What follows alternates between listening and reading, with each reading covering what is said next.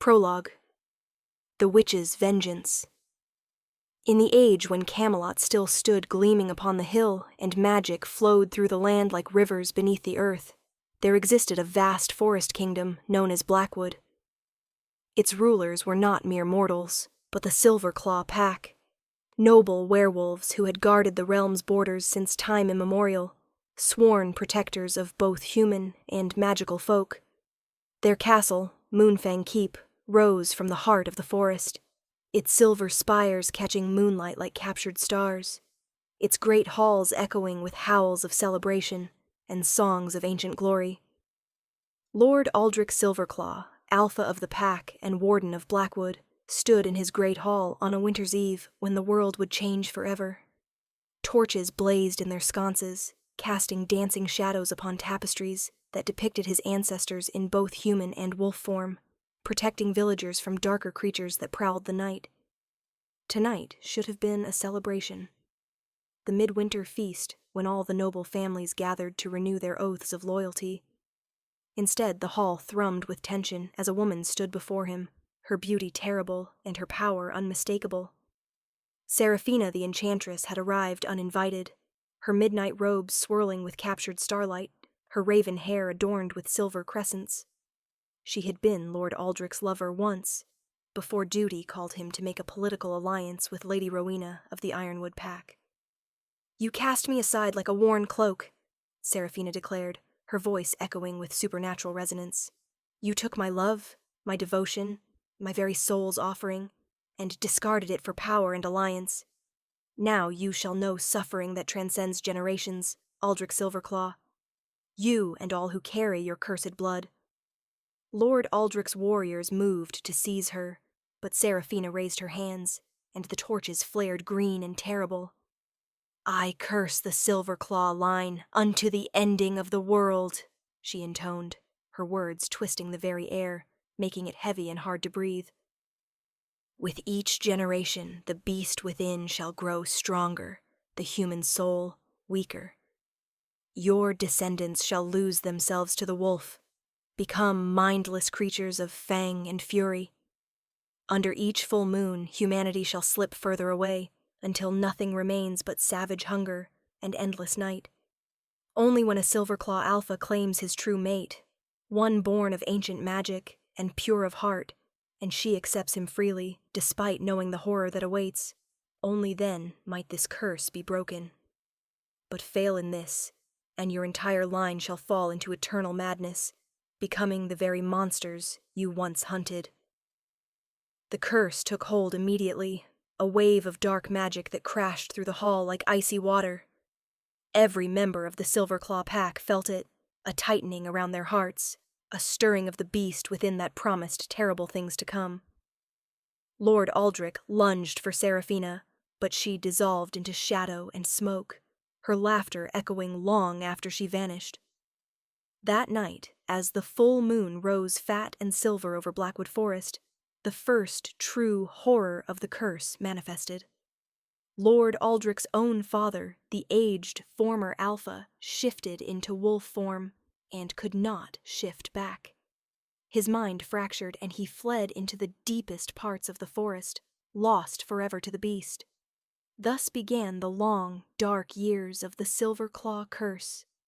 Generations rose and fell, each alpha watching helplessly as their pack members succumbed one by one, losing their humanity in pieces until nothing remained but wolves who wore human faces for shorter and shorter periods. They kept the curse secret from the human kingdoms, maintaining the facade of noble guardians while struggling against the doom that tightened its grip with each passing year. Sorcerers were consulted, druids brought from distant lands, even other magical creatures entreated for aid, but none could break what Seraphina had wrought in her rage and heartbreak. By the time Lord Kieran Silverclaw came of age, nearly 2 centuries after the curse was laid, the pack numbered barely 30 souls where once they had been hundreds strong. Moonfang Keep stood half abandoned, entire wings sealed off and given over to forest and shadow.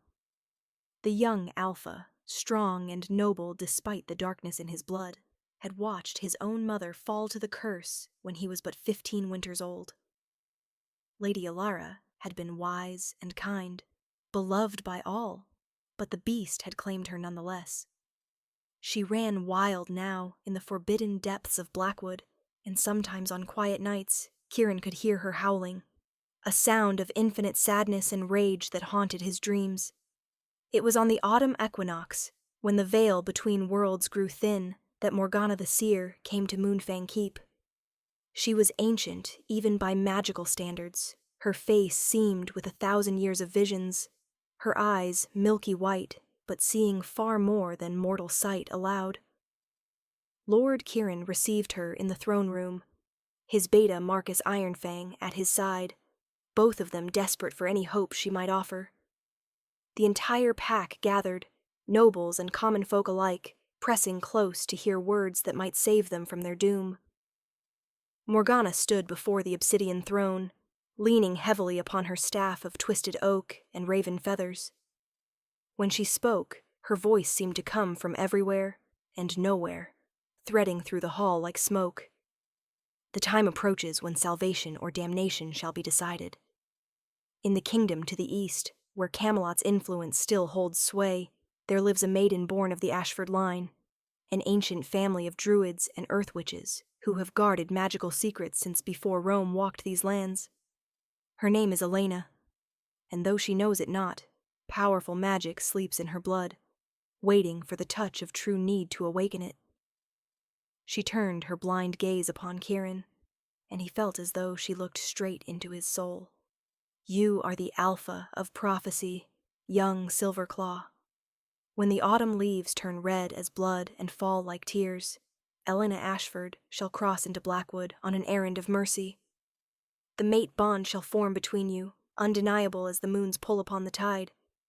If you claim her and she accepts freely, knowing the full weight of the curse, there is hope.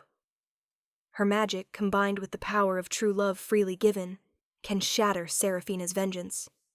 But if you reject the bond from fear or false nobility, if she refuses from terror or doubt, then when next the full moon rises, the curse shall complete itself. Every member of the Silverclaw pack shall lose their human form forever, becoming beasts in truth, and Blackwood Forest shall become a place of nightmare and death.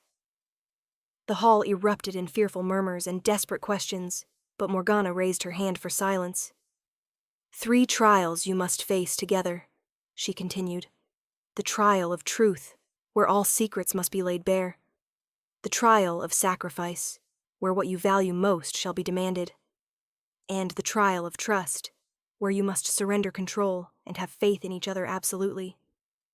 Pass these trials, complete the mate bond under the hunter's moon, and the curse shall break. Fail, and all is lost. I have seen both futures, and they balance on a knife's edge. The choice, as always, belongs to those with the courage to make it. Chapter 1. The Journey to Blackwood. Lady Elena Ashford stood in the herb garden of her family's manor, crushing rosemary between her fingers and breathing in the sharp, clean scent. The late afternoon sun painted everything in shades of amber and gold, but she felt only the chill of approaching autumn and the weight of her grandmother's final words. Old Iris Ashford had passed into the next world 3 days prior, and with her dying breath, she had given Elena a task that made no sense, yet felt urgent as a heartbeat.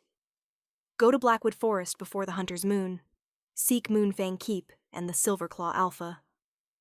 Your destiny waits there, child, and with it, the salvation of a cursed people.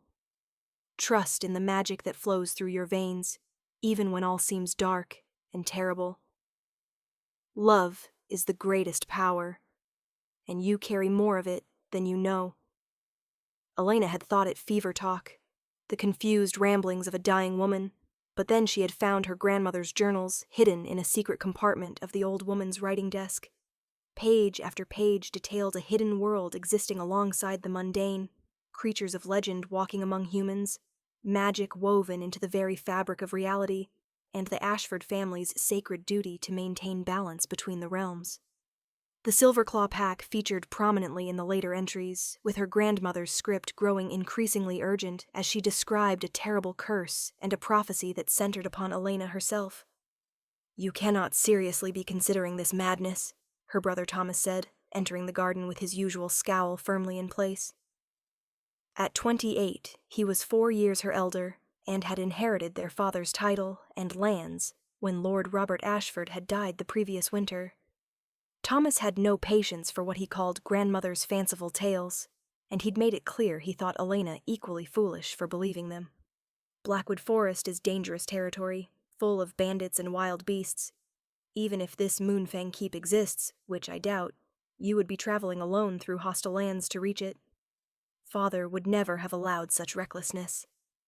Elena turned to face him, squaring her shoulders in the way that always signaled she had made up her mind. Father believed in grandmother's wisdom, even when it seemed strange. He was the one who insisted I learn the old ways, herbcraft, healing, the language of birds and beasts. He knew our family was different, Thomas, even if he never spoke of it directly. And grandmother was never wrong about important matters. If she said I need to go to Blackwood, then go I shall, with or without your blessing. She had always been the wild child of the family, more comfortable in the forest than the court, more interested in ancient texts than eligible suitors. Now, at 24 summers, she was considered dangerously close to spinsterhood by noble standards, but Elena had never felt called to the conventional life her peers embraced. Thomas sighed, recognizing the stubborn set of her jaw. "If I cannot dissuade you, then at least allow me to send an escort.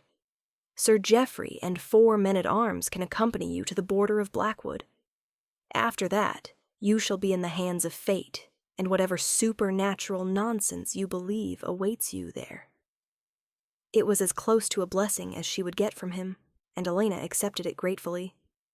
She spent the next 2 days preparing, packing her grandmother's journals, herbs and tinctures, practical traveling clothes rather than noble finery, and the one thing that truly frightened her: a silver dagger inscribed with runes that her grandmother had left specifically for this journey, along with a note that read, "May you never need to use this, but better to have it, and not need it than the reverse." The journey took 5 days of hard riding through increasingly wild country. They passed through villages where people made signs against evil when they heard where Elena was bound, crossed rivers that ran swift and cold from distant mountains, and camped beneath stars that seemed brighter and stranger the further they traveled from civilization. Sir Geoffrey, a grizzled veteran who had served her father faithfully, grew increasingly uneasy as they approached Blackwood's borders. "I like this not, my lady," he admitted on the final evening. "The very air feels wrong here, heavy with secrets and watching eyes. We have seen no other travelers for 2 days, and the birds have gone silent. Whatever dwells in these woods, it is not natural." Elena felt it too, a thrumming awareness that prickled across her skin, making her newly awakened magical senses sing with anticipation and warning. The forest ahead looked dark and primordial, the trees ancient beyond reckoning, their branches forming a canopy so thick that little light penetrated to the forest floor. But alongside the fear, she felt something else. Recognition, as though some part of her had always known this place, had been calling to it across the years. When she dismounted that evening and placed her hand upon the earth, she could have sworn she felt a heartbeat. Slow, powerful, patient as mountains. They made camp at the very edge of Blackwood, building their fire large and bright against the encroaching darkness. Elena could not sleep, too aware of sounds in the forest, movement that was too deliberate to be random wildlife, the sense of being observed by intelligent eyes. Near midnight, she rose and walked to the perimeter of their camp, drawn by an impulse she did not fully understand. That was when she saw him for the first time. A massive wolf, larger than any natural beast had right to be, standing at the tree line with eyes that glowed like molten gold in the firelight. Their gazes locked, and Elena felt something snap into place inside her chest, a connection so immediate and profound that it stole her breath. The wolf did not move, did not threaten, simply watched her with an intelligence that was unmistakably human. She knew, with a certainty that transcended logic, that this was no ordinary wolf. This was one of the Silverclaw pack, and unless she was very much mistaken, this was the Alpha himself, drawn by the same inexplicable pull that had brought her here. "I am Elena Ashford," she whispered, her voice steady despite her racing heart. "I have come seeking Moonfang Keep and Lord Kieran Silverclaw. If you understand me, if you are who I think you are, then know that I am here to help, not to harm." The wolf's ears pricked forward, and for a moment she thought she saw surprise in those golden eyes. Then he threw back his head and howled, a sound of such primal beauty and terrible loneliness that it brought tears to her eyes. The howl was answered from deeper in the forest, a chorus of wolf voices rising in harmony, and Elena understood that she had just announced her arrival to the entire pack. The golden-eyed wolf looked at her once more, and she could have sworn he nodded before melting back into the shadows, leaving her trembling and exhilarated and absolutely certain that her life had just changed forever. Sir Geoffrey and his men were deeply disturbed by the howling and insisted on leaving at first light, practically fleeing back toward civilization. Elena let them go without argument, standing alone at the forest's edge, with her belongings and her courage as her only companions. She did not have to wait long. As the sun climbed higher, burning away the morning mist, a group of figures emerged from between the trees, men and women dressed in fine but practical clothing, moving with a grace that marked them as other. At their head walked a man who made Elena's breath catch, tall and powerfully built, with dark hair that fell past his shoulders, sharp features that would have been handsome save for the haunted look in his amber eyes, and a presence that commanded attention without effort. "Lady Elena Ashford," he said, his voice deep and resonant, carrying the hint of a growl beneath the words. "I am Lord Kieran Silverclaw, Alpha of Blackwood, and last true heir of the cursed line. You should not have come here. This place means danger and sorrow for one such as you. Turn back while you still can, before the forest claims you as it has claimed so many others." But even as he spoke the words, Elena saw the conflict in his eyes, felt the pull between them intensifying with proximity. The mate bond, her grandmother's journals had called it, an instinctive recognition between souls meant to be joined. She squared her shoulders and met his gaze directly, letting him see her determination. "My grandmother sent me here with her dying breath, Lord Silverclaw.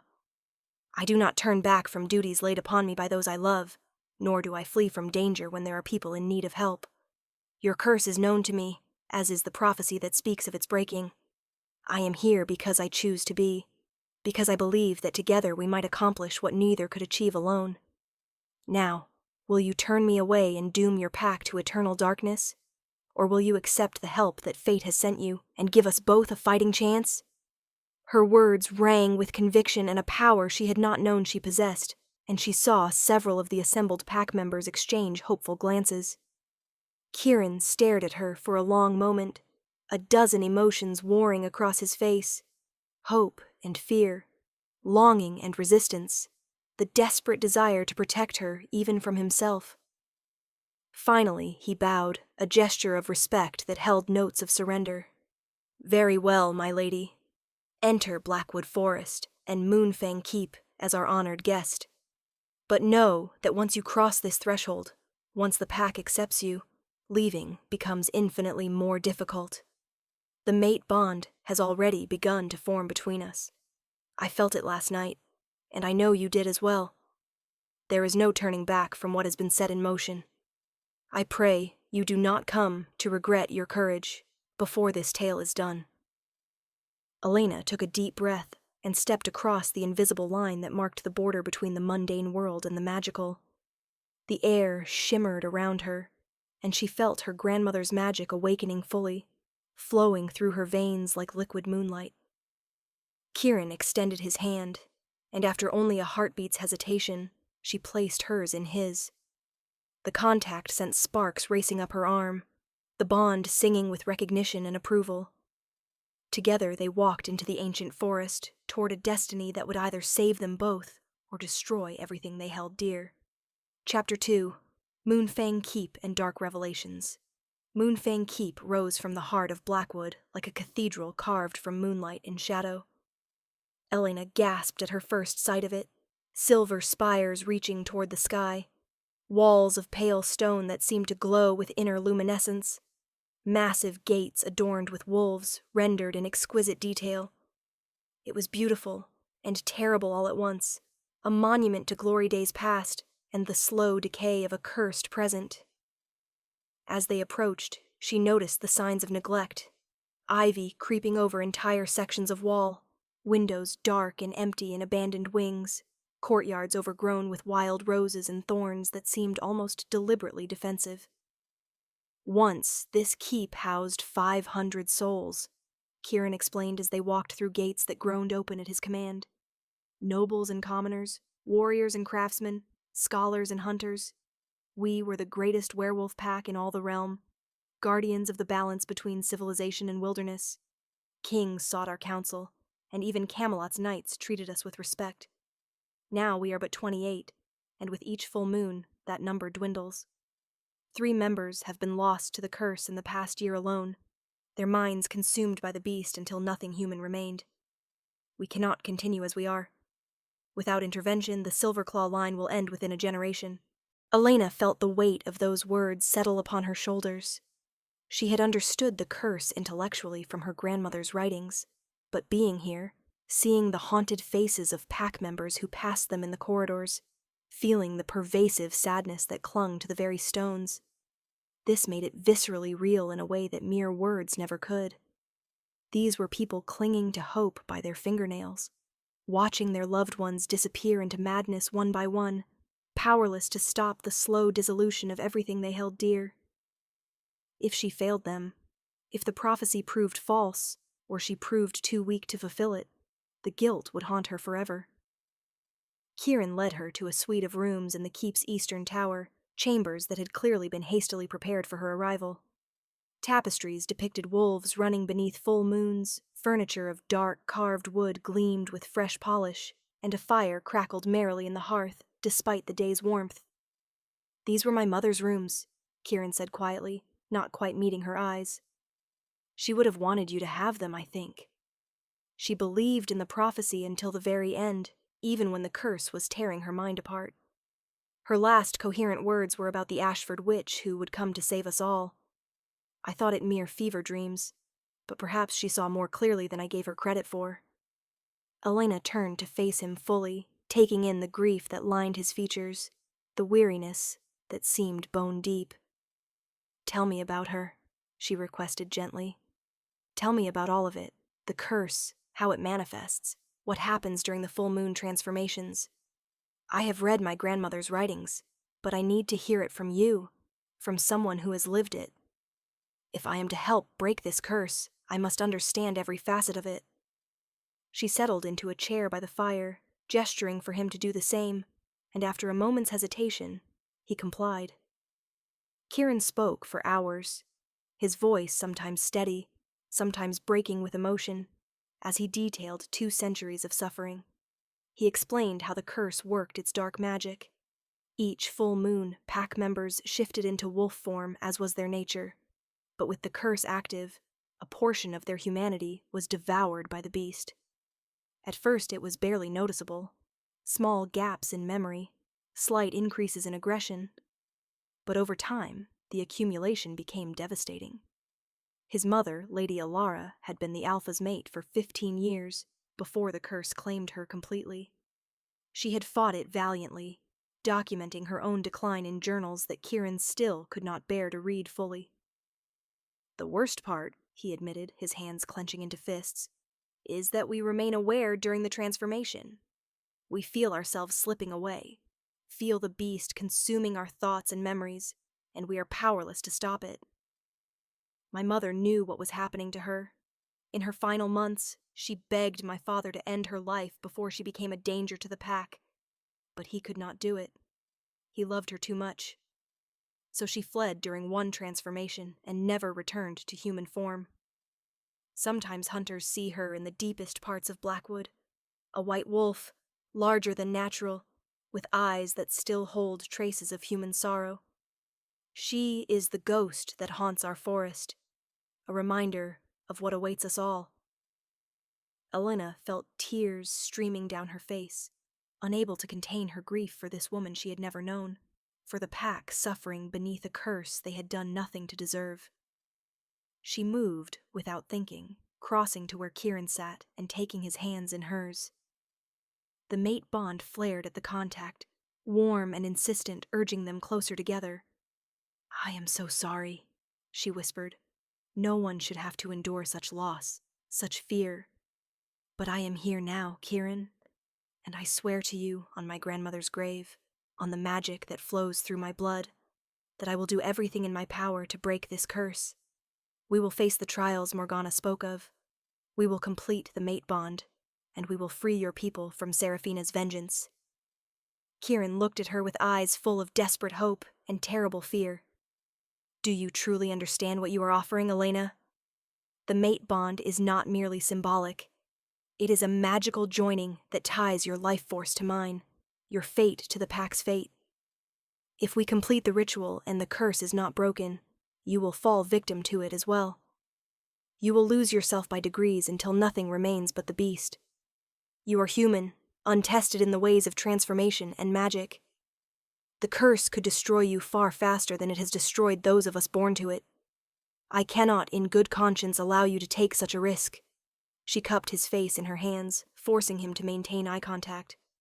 "The risk is mine to take, not yours to allow or forbid. I am not some delicate flower that needs protecting from hard truths and difficult choices. I am an Ashford, descended from a line of witches and druids who have faced darkness and emerged victorious for countless generations. My grandmother believed I could do this, and I choose to have faith in her wisdom.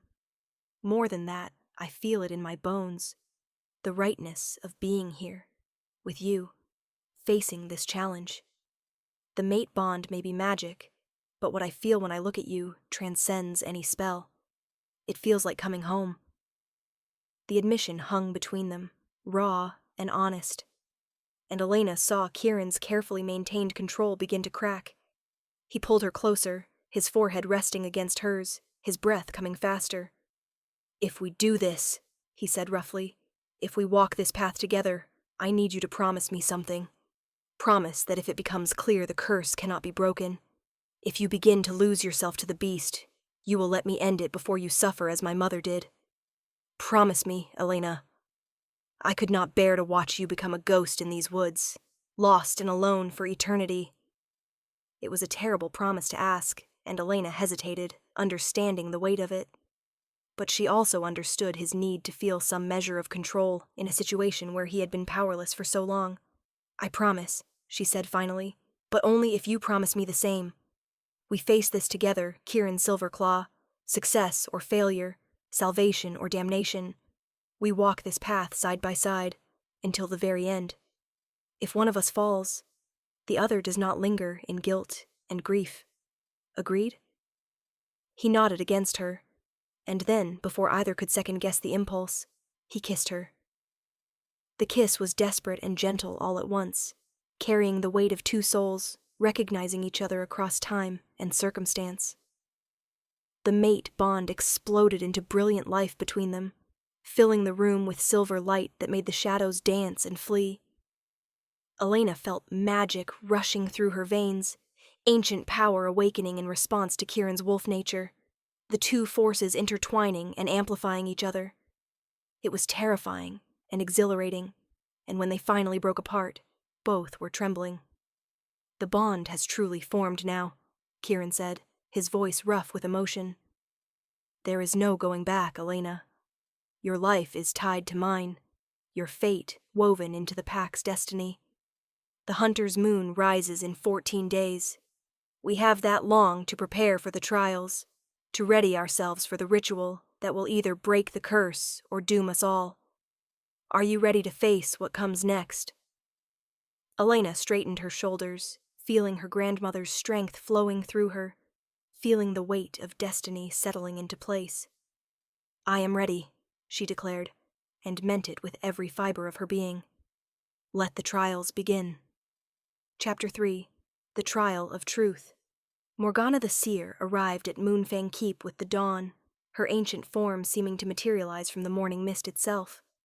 Elena watched from her window as the pack gathered in the great courtyard, every member turning out to witness the beginning of the trials. The old woman leaned heavily upon her staff, but her presence commanded absolute attention, power radiating from her in waves that made Elena's newly awakened magical senses sing with recognition. This was no mere fortune-teller or village wise woman. Morgana was a creature of pure magic, old as the forest itself, her knowledge spanning centuries. Many years, and I recognize the genuine light in both of you. Yes, you each carry pain and regrets. Who does not? Who has lived any life worth living? But beneath that, you are matched in ways that transcend mere compatibility. You are two halves of a whole, separated by circumstance and time, now brought together by forces greater than either of you understand. Trust in that, when the visions become difficult to bear. As sunset approached, Elena dressed in simple white robes that Morgana provided, symbolizing the purity of truth. Kieran wore matching robes, and when they met in the corridor leading to the Hall of Memories, Elena was struck by how vulnerable he looked, stripped of his usual leather and armor, how young despite the weight of leadership he carried. They walked together in silence, fingers intertwined, drawing strength from the bond that pulsed between them like a living thing. The pack lined their path, silent witnesses offering support through their presence, their eyes glowing amber in the gathering darkness. The Hall of Memories occupied the oldest part of Moonfang Keep, a circular chamber carved from a single massive stone that predated even the castle itself. Ancient runes covered every surface, pulsing with soft silver light. In the center stood two chairs facing each other, simple and unadorned. Morgana directed them to sit, then began to chant in a language older than kingdoms, older perhaps than human speech itself. The runes flared brighter, and Elena felt reality beginning to bend and shift around her. The last thing she saw clearly was Kieran's face across from her, his golden eyes full of fear and determination in equal measure. Then the visions took her. She saw Kieran as a boy of 15, watching helplessly, as his mother transformed for what would be the final time, saw his young face twisted in anguish as Lady Elena fled into the forest, her howls fading into the distance. She felt his guilt, the irrational but overwhelming belief that he should have been stronger, should have found a way to save her, should have been willing to do what his father could not, and end her suffering mercifully. She experienced his lonely years since then, isolating himself emotionally from everyone in the pack, refusing to form deep connections, because he could not bear to lose anyone else he loved to the curse's hunger. She saw his secret shame, the times when he had considered simply walking into the forest during a full moon and not coming back, ending the cursed line with himself rather than passing this burden to future generations.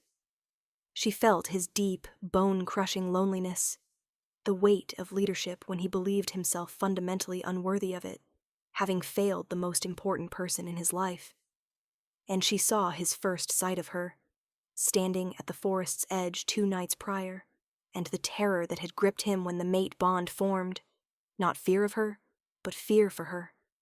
Absolute conviction that he was condemning her to suffering and death by not being strong enough to reject the bond outright. The visions shifted, and now she was seeing through Kieran's eyes as he watched her.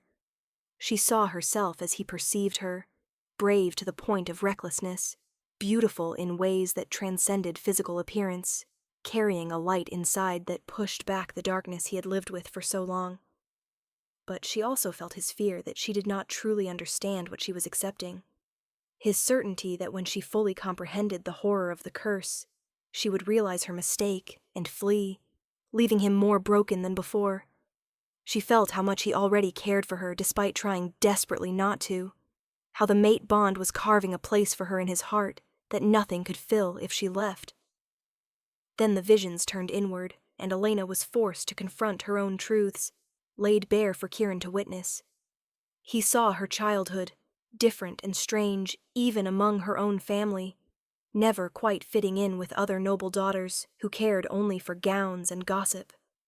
He felt her loneliness, different from his, but no less real, the isolation of being misunderstood, of having gifts and interests that set her apart.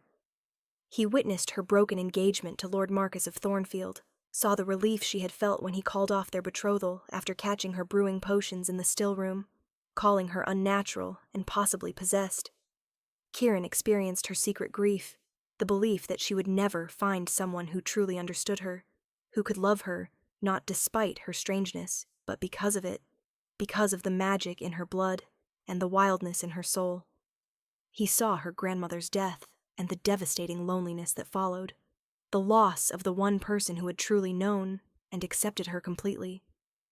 And he felt her terror when she read the journals and understood what was being asked of her, the fear that she would prove too weak or too broken or too strange to fulfill the prophecy, that she would fail these people who needed her and prove all her secret fears about her own inadequacy correct.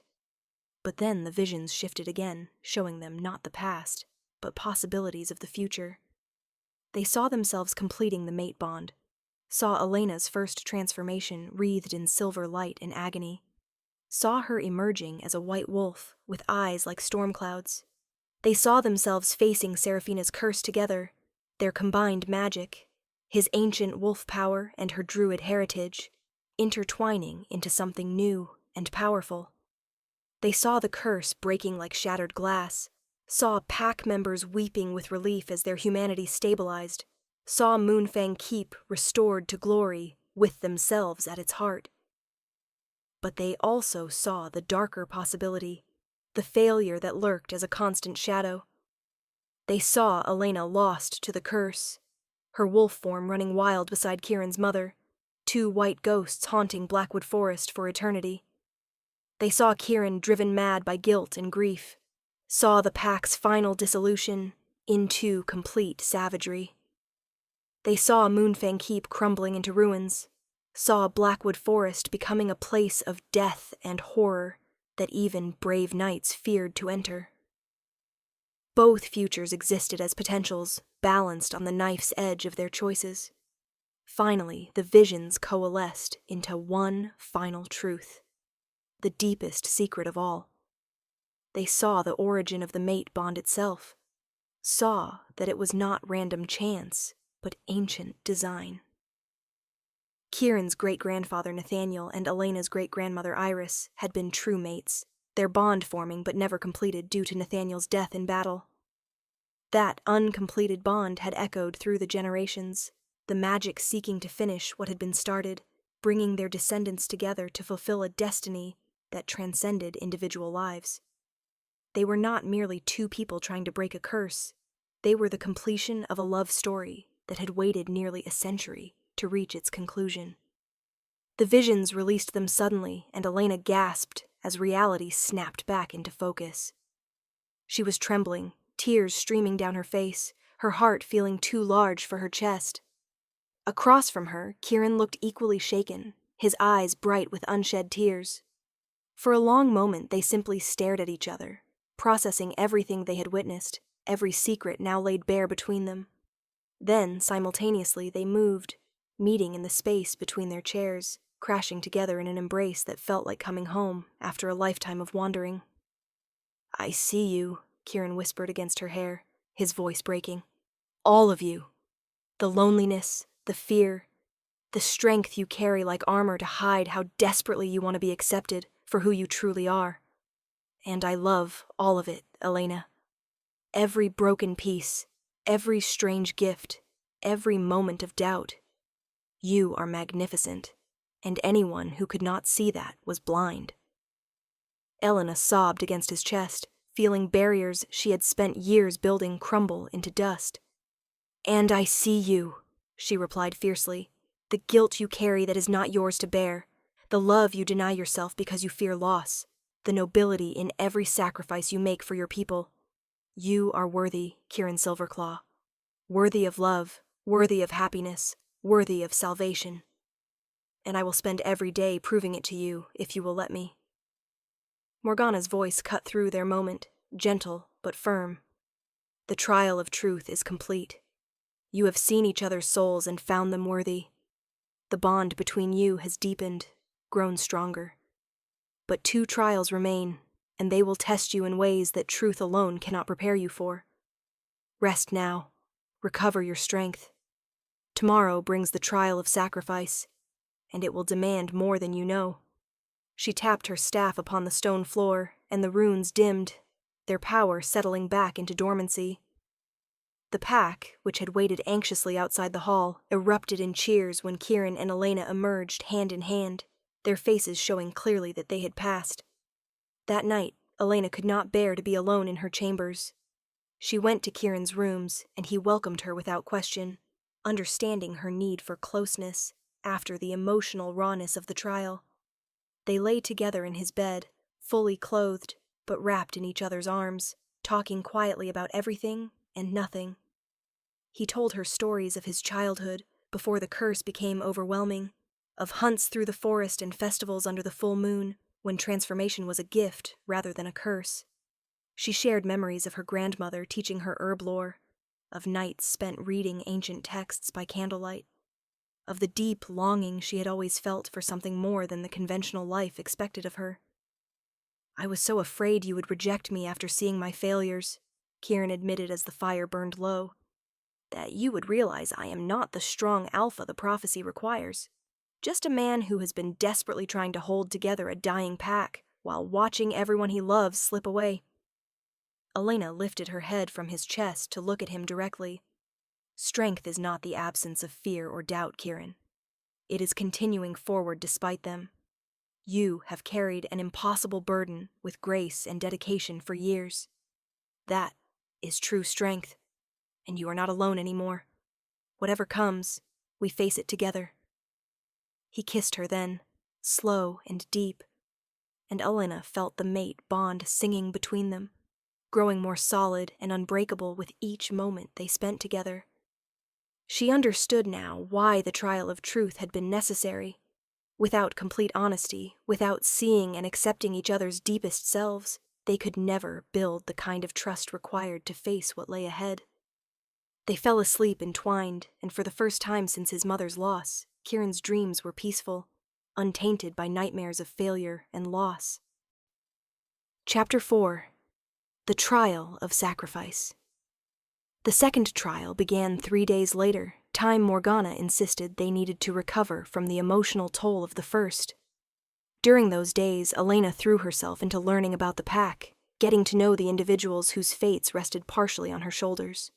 She met Marcus Ironfang, Kieran's beta, a grizzled warrior with kind eyes who had served 3 generations of Silverclaw alphas. She spent time with young Thomas Shadowpaw, barely 16 and terrified of his first approaching transformation under the curse's influence. She listened to Elder Rowan's stories of the pack's glory days when they had been respected throughout the realm. Each person she met made the stakes more real, more personal. These were not abstract concepts or faceless masses. They were individuals with hopes and dreams and families, all balanced on the edge of destruction. The weight of responsibility should have crushed her, but instead Elena felt it crystallizing into determination. She would not fail them. She could not. Failure was simply not an option she would accept. During the evenings, she continued her magical training with Morgana, learning to channel the power that flowed through her Ashford blood, practicing shields and sensing spells, preparing herself for whatever challenges lay ahead. Kieran, meanwhile, prepared her for what the second trial might entail. "Sacrifice can take many forms," he explained as they walked through the forest surrounding Moonfang Keep. "It might ask for something physical, a treasured possession, a magical gift, even blood or pain. But the deepest sacrifices are those of the heart and mind. The trial will identify what we value most and demand we surrender it. For my great-uncle, the trial demanded he give up his position as alpha to prove his mate mattered more than power. He failed, could not bring himself to step down, and his mate left him, the bond breaking. The curse claimed him within a year." Elena shivered despite the warm afternoon sun filtering through the canopy. "What do you value most?" she asked quietly. Kieran was silent for a long moment, his jaw working as he wrestled with the answer. "My pack," he said finally. "Everything I do, every choice I make, comes back to protecting them and trying to preserve what remains of our heritage. It is both my greatest strength and my deepest weakness." I have sacrificed personal happiness, potential mates, even my own mental health in service to the pack. If the trial demands I choose between you and them, I do not know what I would do." She took his hand, lacing their fingers together. "Then let us pray it does not come to that. But Kieran, you must understand. A good leader knows when to accept help, when to share burdens. You have carried the weight of the pack alone for too long. Let me help shoulder it. That is what mates do, what partners do. We are stronger together than either of us could be alone." He pulled her close, burying his face in her hair, and she felt him trembling slightly. The vulnerability he showed her, the cracks in his alpha facade, only made her love him more fiercely. Morgana summoned them at twilight to a clearing deep in the forest, a sacred grove where ancient oaks formed a perfect circle, and the ground was carpeted with soft moss that glowed faintly in the dimming light. At the center stood an altar of white stone, unmarked and pristine. The entire pack accompanied them, forming a larger circle around the grove, their presence both supportive and solemn. "The trial of sacrifice requires that you each offer up what you hold most dear," Morgana intoned, her voice echoing with power. "The forest will judge the sincerity of your offering. Half measures and false sacrifices will be rejected, and the trial failed. You must be willing to give up everything for each other, and for the breaking of this curse. Are you prepared?" Elena and Kieran stepped forward together, approaching the altar hand in hand. Elena went first, her heart pounding as she considered what she valued most in the world. Her grandmother's journals lay in her free hand, the precious texts that contained generations of Ashford wisdom, magical knowledge that could never be replicated, her last tangible connection to the woman who had raised and loved her. To destroy them would be to lose centuries of accumulated learning, to cut herself off from her heritage in the most profound way. "I offer my grandmother's journals," Elena said, her voice steady despite the tears gathering in her eyes. "They represent my family's legacy, my magical education, my connection to the past. But I choose the future over the past. Love over knowledge. Hope over memory." She placed the journals on the altar, and Morgana handed her a torch. With shaking hands, Elena set fire to the ancient texts, watching as flames consumed page after irreplaceable page. She felt each one burning like a wound in her heart, but she did not look away, did not try to save even a single page. When the last page crumbled to ash, the altar glowed briefly with silver light, and she knew her sacrifice had been accepted. Kieran stepped forward next, and Elena saw the anguish in his face as he understood what he must offer. From around his neck he removed a pendant, a silver wolf's head that she had seen him touch countless times, clearly a treasured possession. "This belonged to my mother," he said, his voice thick with emotion. "It was the last gift she gave me before the curse claimed her, pressed into my hand as she fled into the forest. I have worn it every day since, a reminder of what I fight for and what I have lost. It is the only piece of her I have left, the only physical connection to the woman who gave me life and taught me what it means to love." He placed it on the altar beside the ashes of Elena's journals, but before Morgana could hand him the torch, the old seer shook her head. "That is not your truest sacrifice, young Alpha. You hide behind physical objects and sentimental tokens. The trial of sacrifice demands more. It demands that which costs you everything. What do you truly value above all else?"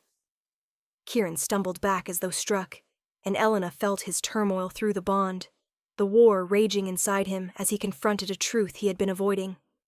"My control," he whispered, the words seeming torn from his soul. "I value my control above all else. It is how I have survived, how I have kept the pack together, how I have prevented the curse from claiming me as it claimed my mother. I am terrified that if I let go, if I stop being the strong Alpha who never breaks, I will lose myself entirely. But the curse feeds on that fear, grows stronger from my rigid control. To break it, I must be willing to surrender control, to trust in the bond, in you, in the magic we create together. I must sacrifice the walls I have built around my heart and let myself be vulnerable, even if it destroys me." The confession hung in the air, and Elena saw tears streaming down Kieran's face, saw the pack watching with wide eyes as their alpha revealed his deepest fear. Morgana nodded slowly, gravely. That is the true sacrifice required. Not an object, but a fundamental part of how you survive in this world. Are you willing to make this offering, Lord Kieran? Are you willing to surrender control and trust in something beyond your own strength? Kieran looked at Elena, and she saw raw terror in his eyes, but also hope, fragile and precious. I am willing, he said. For Elena, for the pack, for any chance at breaking this curse, I will let go of the control that has defined me. I will trust in the mate bond, in her strength to catch me when I fall, in the possibility that being vulnerable is not weakness, but the greatest courage of all.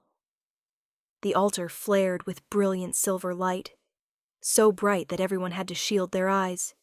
When it faded, both the pendant and the ashes of the journals were gone, and in their place lay 2 matching silver rings, simple bands inscribed with runes that seemed to shift and change in the light. Morgana took the rings, examining them with satisfaction. The forest has accepted your sacrifices and found them worthy. These rings are bonds of your commitment, symbols of what you have given up and what you have chosen to embrace. When you complete the mate bond ritual under the hunter's moon, you will exchange these rings, and they will help anchor your souls together, provide protection against the curse's ravages. But know this: having made these sacrifices, there is no turning back. You have committed yourselves to this path completely. The final trial awaits, and it will test whether your sacrifices have truly changed you, or whether old patterns will reassert themselves in moments of crisis. The pack erupted in howls of approval, a chorus of wolf voices rising to the darkening sky. Elena felt exhausted, emotionally wrung out, but also lighter somehow, as though releasing her grandmother's journals had freed her from the weight of the past. Kieran pulled her into his arms, and she felt him shaking, the aftermath of his profound admission still working through him. I am terrified, he admitted against her ear. I do not know how to be anything other than controlled and strong. What if I lose myself without those walls? Elena held him tighter, pouring comfort through the bond. Then I will be your anchor, she promised. When you feel lost, I will guide you home. When you feel weak, I will be your strength. That is what it means to be mates, to be partners. We do not carry our burdens alone anymore, Kieran. We share them, and in sharing, we make them bearable. Trust in that. Trust in me. He nodded against her, and she felt something shift in him, a tentative opening of the barriers he had maintained for so long. It was a beginning, fragile and uncertain, but it was enough.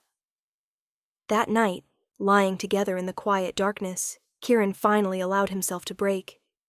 He wept for his mother, for the pack members lost to the curse, for the years of loneliness and fear he had endured. Elena held him through it all, offering no platitudes or false reassurances, simply being present with him in his grief.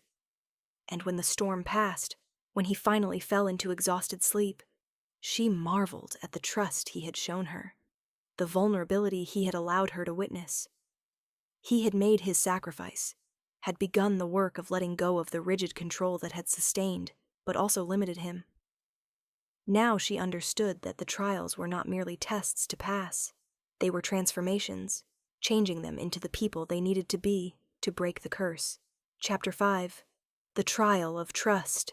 5 days remained until the hunter's moon, and the final trial loomed before them like an insurmountable mountain. Morgana had been deliberately vague about what it would entail, saying only that it would test whether the changes wrought by the first 2 trials had taken true root, or were merely surface transformations. Elena spent the intervening days in intensive magical training, learning to channel her Ashford gifts with increasing precision. She discovered she had a particular affinity for healing and protective magic, her spells weaving shields of silver light that even Morgana praised as impressive for one so newly awakened to her power. Kieran, meanwhile, worked to actually implement the vulnerability he had promised at the second trial. It was harder than he had anticipated, years of ingrained behavior fighting against his conscious intentions. But slowly, he began to delegate responsibilities he had always shouldered alone, began to share his fears and doubts with Marcus and the Pack Council, began to ask for help, rather than always being the one providing it. Elena watched him struggle and grow, loving him more with each small victory over his old patterns, each moment when he chose trust over isolation. They also began preparing for the mate bond ritual itself. Morgana explained that it would take place under the hunter's moon at the peak of midnight, in the same sacred grove where they had completed the trial of sacrifice. The ritual was ancient, its words in a language predating even the Druids, its magic woven from moonlight and blood and the wild power of the wolf. When the ritual is complete, Morgana told them, you will be bound on every level, body, mind, spirit, and soul. Elena will receive the gift of transformation, becoming a wolf herself and joining the pack fully. The bond will allow you to sense each other's emotions, share strength, and, if we are fortunate, combine your magics in ways that can challenge the curse. And if the curse is not broken? Elena asked, needing to hear the truth stated plainly. Morgana's expression was grave. Then you will both fall victim to it. Elena, likely even faster than those born to wolf form. The curse will see your human soul as particularly vulnerable, a weakness to exploit. You might have mere months before the beast consumes your humanity entirely. That is why the trials are so crucial. They prepare you to face the curse united, transformed by truth, sacrifice, and trust into something stronger than either of you alone. The morning of the final trial dawned cold and gray, with mist clinging to the forest floor like searching fingers. Morgana came to Elena's chambers before sunrise, her ancient face more serious than Elena had yet seen it. The trial of trust is the most dangerous, she said without preamble. It will separate you and Kieran, placing each in a situation where you must trust completely in the other's strength, judgment, and commitment to the bond. You will be given no way to communicate, no means to verify that the other is honoring that trust. You must simply have faith, even when everything you see and hear tells you to doubt. She handed Elena a small vial filled with swirling silver liquid. Drink this when you are ready to begin. It will take you into the trial space, a realm between worlds where the test will unfold. I cannot tell you what you will face. The trial shapes itself to each person's deepest fears and doubts. But remember, no matter what you see or hear, trust in Kieran. Trust in the bond you have built through truth and sacrifice. Trust in the love that grows stronger between you with each passing day. That trust is the only weapon you have against the trial's deceptions. Elena found Kieran in the castle's highest tower, staring out over Blackwood Forest as dawn painted the sky in shades of rose and gold. He turned when she entered, and she saw her own nervous determination reflected in his face. Morgana gave you the preparation speech as well? He asked, managing a slight smile. Elena nodded, moving to stand beside him. They stood in companionable silence for a long moment, drawing strength from each other's presence, the mate bond humming contentedly between them. I am afraid, Elena admitted quietly. Not of the trial itself, but of failing you, of proving too weak or too human to withstand whatever test awaits. What if I break under pressure and doom us both? Kieran turned to face her fully, taking both her hands in his. You are the bravest person I have ever known, Elena Ashford. You walked into a cursed forest to help people you had never met, accepted a mate bond that could destroy you, and faced trials that would break seasoned warriors. If anyone can pass this test, it is you, and I will trust in your strength, no matter what the trial shows me. That is my promise to you. She rose on her toes to kiss him, pouring all her love and determination into the contact. When they separated, both wore matching silver rings from the trial of sacrifice, tangible reminders of what they had already overcome together. Together, Elena whispered. No matter what the trial throws at us, we face it together in spirit, even if we are separated in body. Trust in that, Kieran. Trust in me, and I will trust in you." He nodded, his amber eyes fierce with determination and love. They drank their potions simultaneously at midday, standing in the sacred grove with the pack assembled around them as witnesses. The silver liquid tasted like moonlight and wild honey, and Elena felt reality beginning to blur and shift around her. The last thing she saw clearly was Kieran's face, mouthing the words, "I trust you," before the world dissolved into swirling mist and she was alone. When her vision cleared, Elena found herself in a twisted version of Moonfang Keep. The castle looked the same, but felt wrong. Shadows too deep, silence too complete, an oppressive atmosphere that made her skin crawl.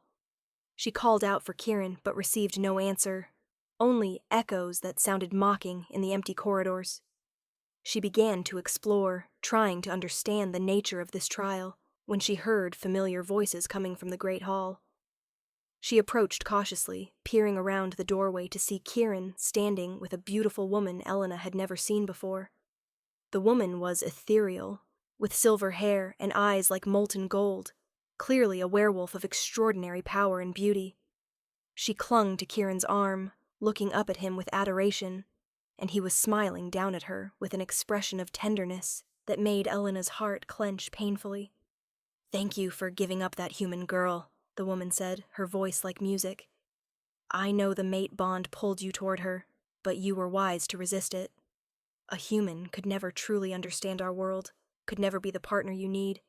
I am so glad you chose me instead, chose someone who shares your strength and nature." Kieran nodded, stroking the woman's silver hair. "You are right, of course. Elena was brave, but bravery is not enough. The curse requires a mate with true power, someone born to the wolf rather than merely adopted into it. I could not risk the entire pack's future on a human woman, no matter how much the bond called to me. She will understand in time that this was the kindest choice for everyone." Elena felt tears streaming down her face, felt the bond in her chest screaming that this was wrong, that Kieran would never say these things, never betray her so casually. But the vision was so convincing, so real in every detail. She could see the texture of Kieran's clothing, smell the wood smoke from the fireplace, hear the absolute conviction in his voice.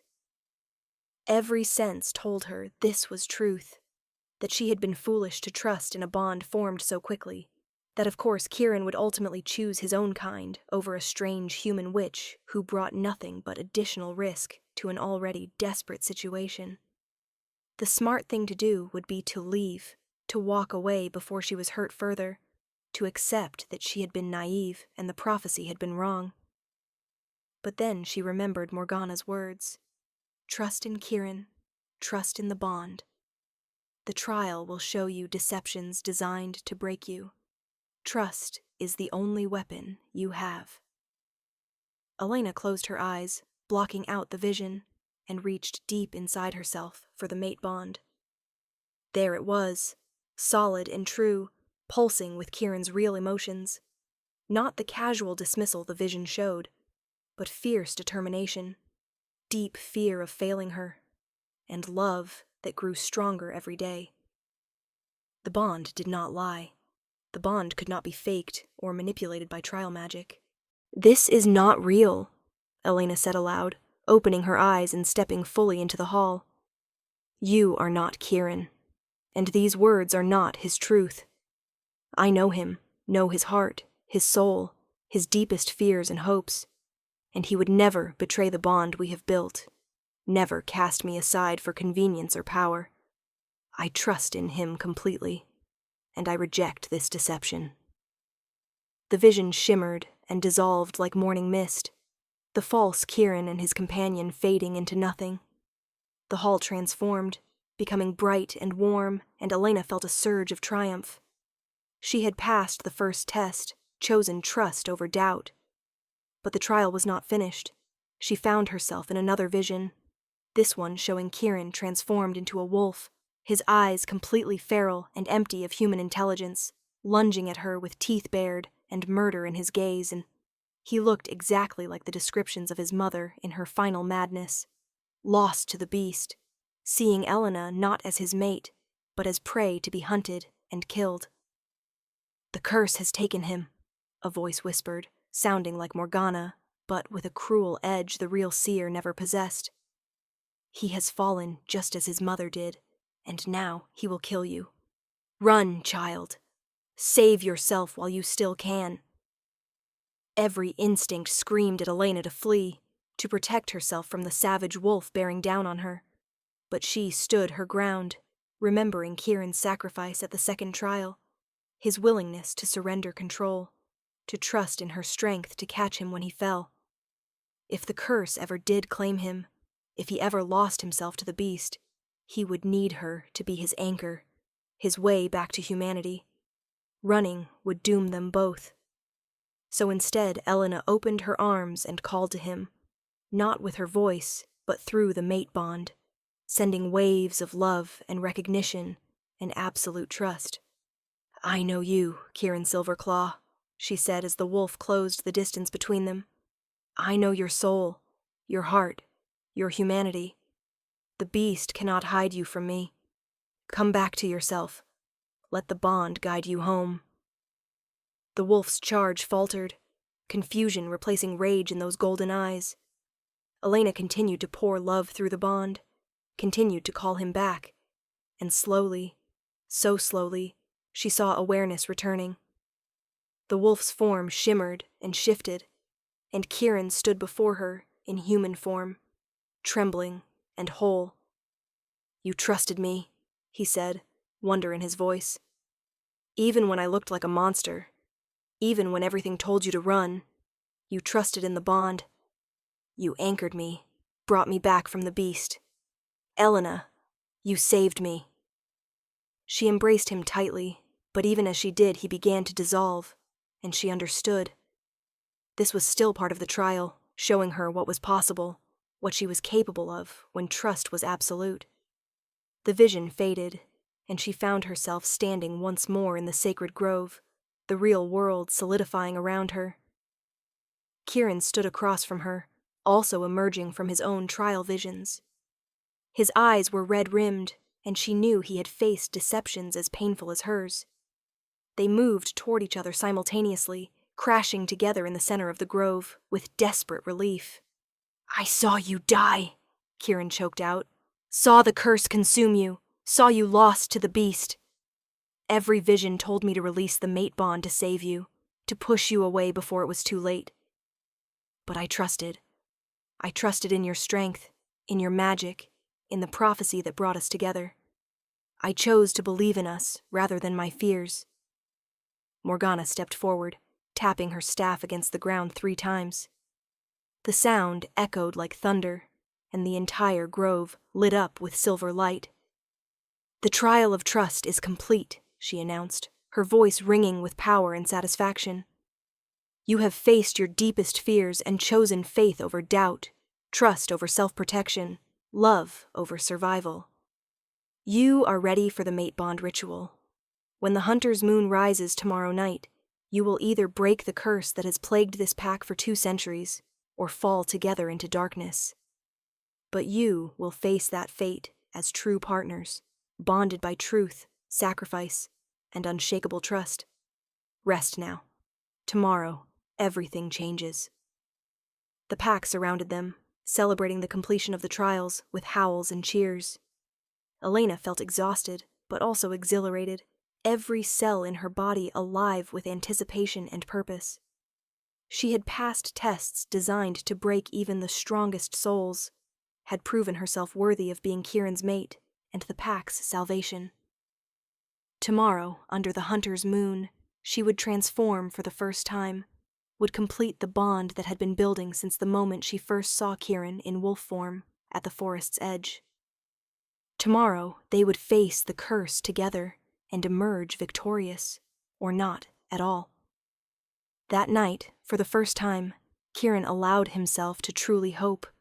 He held Elena in his arms as they lay together, speaking softly of the future they might have if the curse broke. Children running through Moonfang Keep's halls, the pack restored to its former glory. A life of peace and love, rather than constant struggle against inevitable doom. "I want to show you the world beyond Blackwood," he said, stroking her hair. "Want to take you to Camelot, let you see the ocean, travel to distant lands we have only heard of in travelers' tales. I want a lifetime with you, Elena, full of adventures and quiet moments, and everything in between." "And you shall have it," Elena promised, kissing him softly. "We will break this curse tomorrow, free your pack, and then we will have all the time in the world for adventures. I believe it with everything I am. The prophecy did not bring us together to fail. It brought us together because we are exactly what each other needs, because together we are strong enough to face anything. Trust in that, my love. Trust in us." They fell asleep wrapped around each other, the mate bond singing between them, both of them ready for whatever tomorrow would bring. Chapter 6. The Hunter's Moon. Rising. The day of the hunter's moon dawned crisp and clear, with a quality of light that made everything seem sharper, more vivid. Elena woke before sunrise, too nervous to sleep despite her exhaustion from the trials. She slipped from Kieran's embrace carefully, not wanting to wake him yet, and went to the window to watch dawn break over Blackwood Forest. The trees seemed to glow in the early light, and she could feel the magic building in the air, ancient power stirring in response to the approaching ritual that would either save the Silverclaw pack or doom them all. Morgana had explained what would happen during the mate bond ceremony. At midnight, when the hunter's moon reached its zenith, Elena and Kieran would stand together in the sacred grove. They would exchange their rings and speak the ancient words that had bonded werewolf mates for millennia. Then Kieran would share his blood with Elena, and she with him, mixing their essences and allowing the transformation magic to take root in her human body. If all went well, she would shift into wolf form for the first time, the bond would solidify, and their combined power, his ancient wolf magic and her druid gifts, would surge against the curse, seeking to shatter it.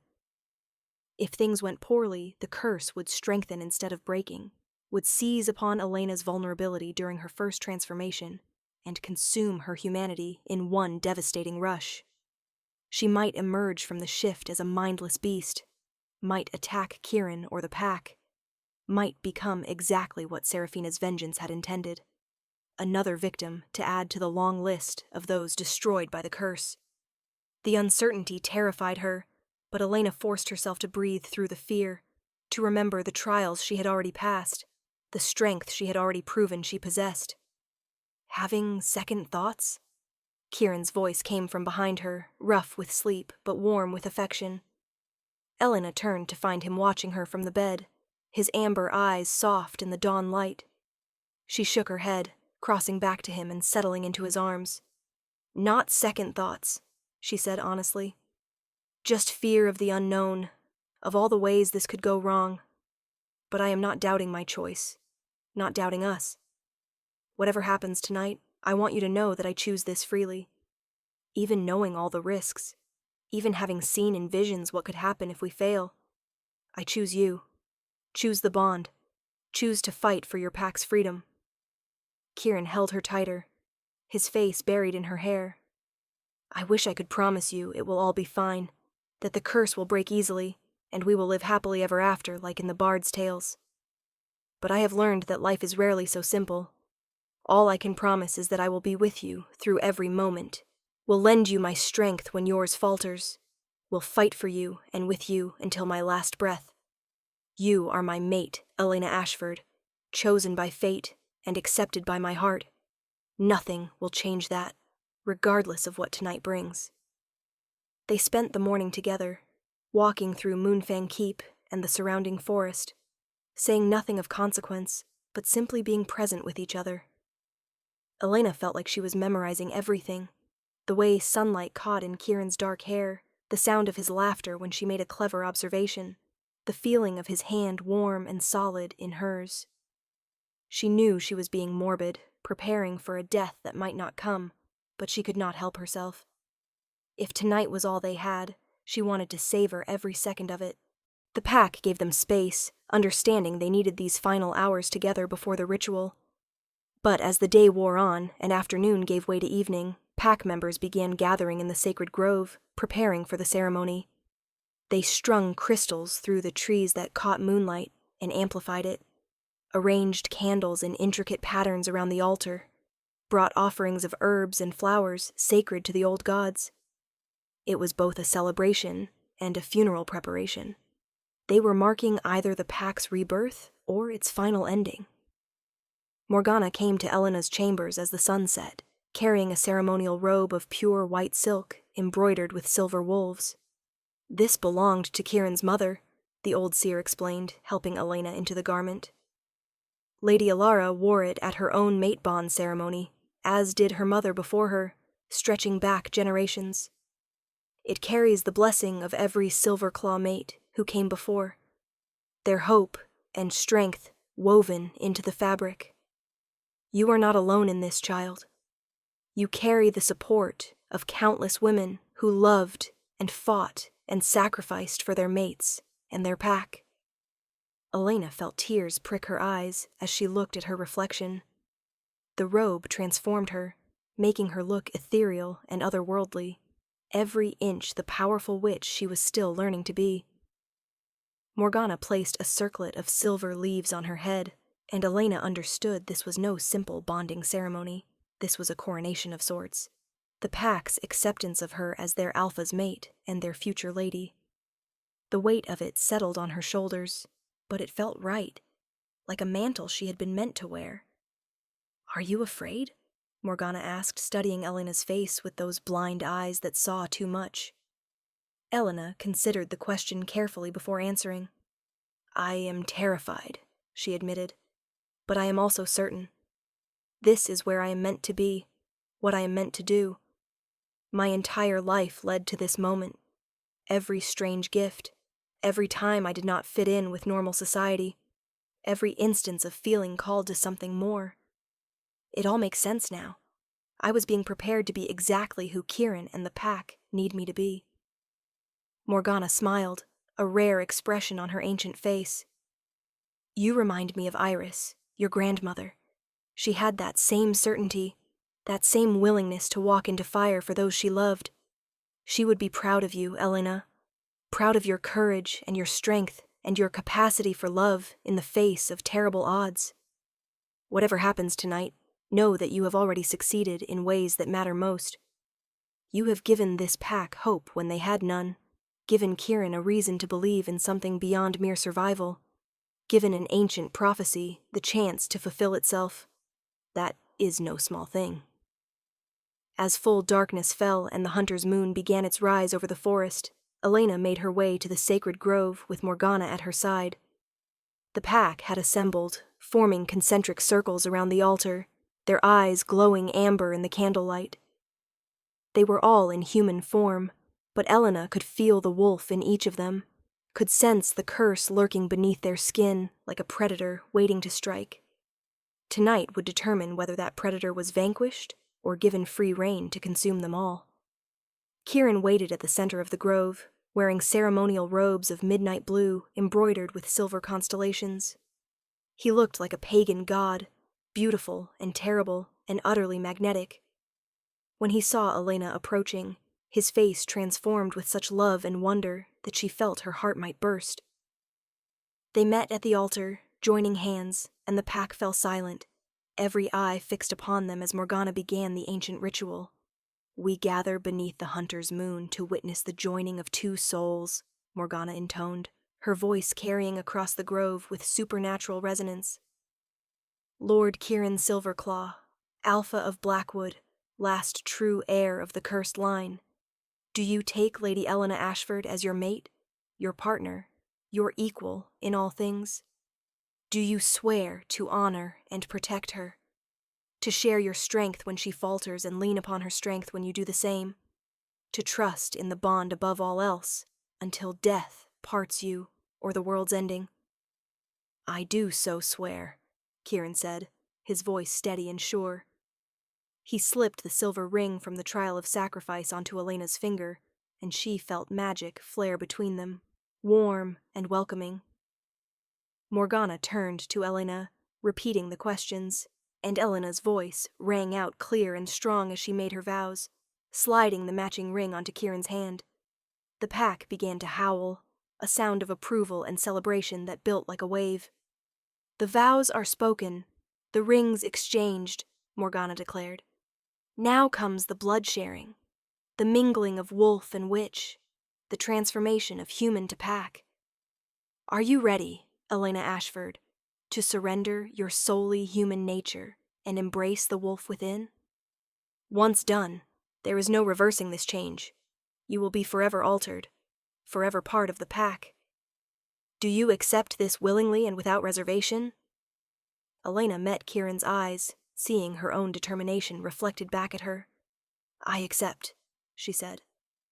Morgana produced a ceremonial dagger, its blade gleaming silver in the moonlight. She made small cuts on both Elena's and Kieran's palms, then pressed their hands together, letting their blood mingle and flow.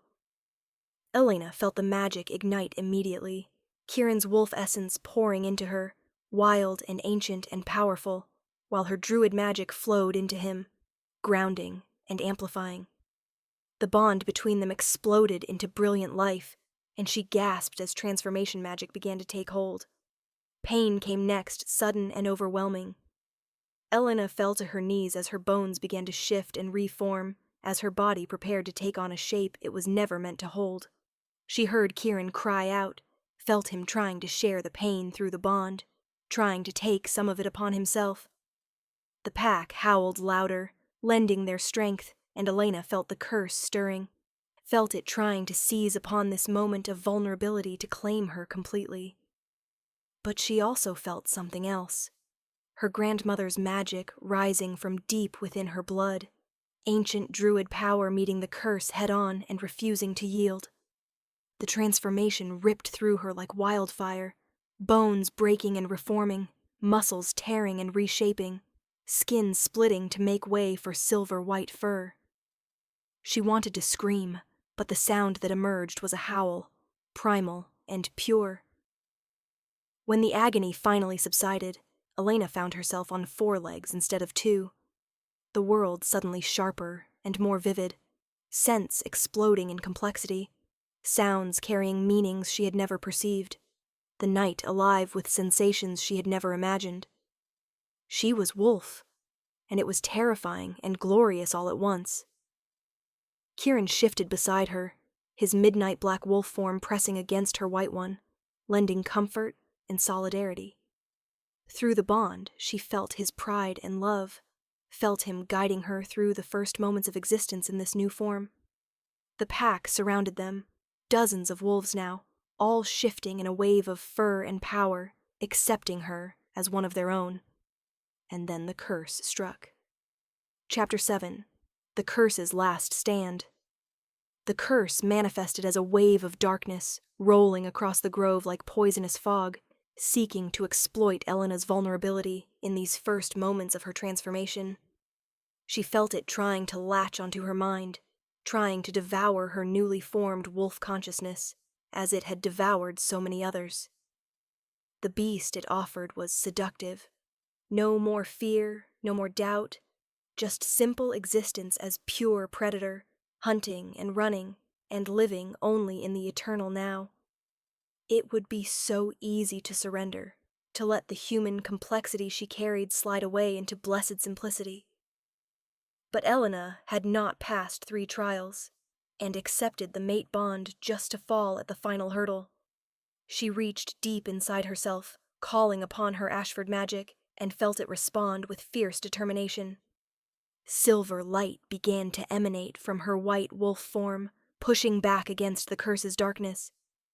She felt Kieran beside her, his own wolf magic rising to join with hers, their bond allowing the 2 powers to intertwine and amplify each other in ways neither could achieve alone. Together they created a wall of light that held the curse at bay, preventing it from consuming the pack. Through the bond, Elena sensed Kieran's wonder. This combined magic was something new, something the curse had never encountered before. The druid power of her bloodline, meant to maintain balance and protect life, merged perfectly with the ancient wolf magic that was about preservation of the pack. The two forces wove together like threads in a tapestry, creating a shield that grew stronger the more the curse tested it. But they could not simply defend forever. They needed to attack, needed to break Seraphina's spell once and for all. Elena focused her consciousness inward, following the curse's threads back to their source. Through some mystical perception granted by her wolf senses and magical heritage, she could see the curse as it truly was. A massive working of dark magic, centuries old, anchored in Seraphina's rage and heartbreak. The spell had grown wild over the years, feeding on itself, becoming almost a sentient thing that existed to cause suffering. But at its core, buried beneath layers of accumulated power and malevolence, was Seraphina herself. Or rather, the echo of her that had been bound into the curse when she cast it. Kieran sensed Elena's discovery through the bond and understood immediately what needed to happen. They had to confront Seraphina's echo, had to address the wound at the heart of the curse, the betrayed love that had twisted into vengeance. Together, in their wolf forms, but with full human awareness, they pushed their consciousness along the curse's threads, diving deep into the magical construct until they stood in a space between worlds, facing the ghostly image of the enchantress who had damned the Silverclaw line. Seraphina appeared as she must have looked the night she cursed Lord Aldrich. Beautiful and terrible, power crackling around her like lightning, her eyes blazing with fury and heartbreak. "You think to undo my work?" she demanded, her voice echoing from everywhere and nowhere. "You think love can break what love's betrayal created? I gave Aldrich everything, my power, my devotion, my very soul, and he cast me aside for political advantage. Every Silverclaw who has suffered, every mind lost to the beast, is payment for that crime. You will not undo it. You cannot." Elena felt Kieran's rage at the accusation, felt him preparing to argue, to defend his ancestors' choice. But she understood, with the clarity her druid heritage provided, that arguing would accomplish nothing. Seraphina was beyond reason in her pain, had been for 2 centuries. The only way to break the curse was not to defeat her, but to heal her, to give her what she had been denied when Aldrich rejected her. "You loved him," Elena said, her wolf form shimmering as she projected her human voice into this in-between space. "You loved him truly and completely, and he broke your heart. That pain is real, and it was unfair. You deserved better." Seraphina's blazing eyes fixed on Elena, surprise flickering across her spectral face. "What game is this?" she demanded. "You seek to placate me with sympathy? To trick me into releasing the curse?" Elena shook her head, taking a step closer, despite Kieran's protective instinct pulling at her through the bond. "No game, no trick. Simply truth. You were wronged, Seraphina. Aldrich should have been honest about his political obligations before accepting your love.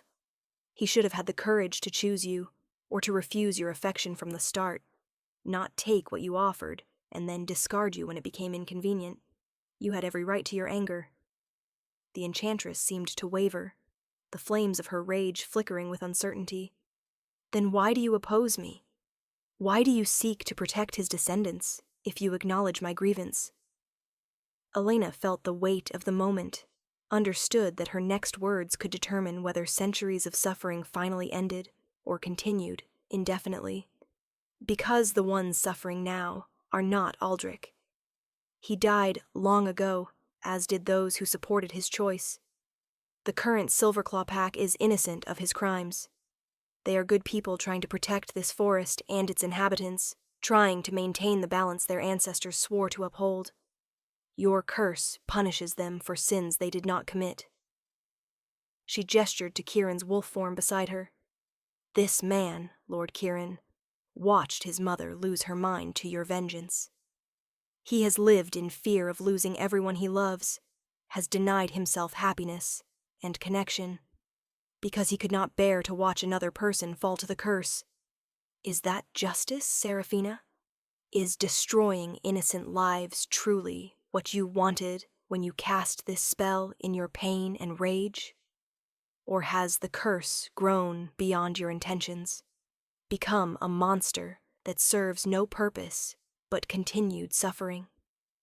Seraphina's form flickered, and for a moment Elena saw not the vengeful enchantress, but a woman in profound pain, grief-stricken and alone. "I wanted him to understand," Seraphina whispered, her voice breaking. "Wanted Aldrich to know what it felt like to lose everything, to watch those he loved suffer, and be powerless to stop it. I wanted him to feel even a fraction of the agony he caused me, but he died in battle mere years after I cast the curse, and I could not unmake what I had wrought. The spell took on a life of its own, fed by my trapped essence, growing stronger with each passing decade.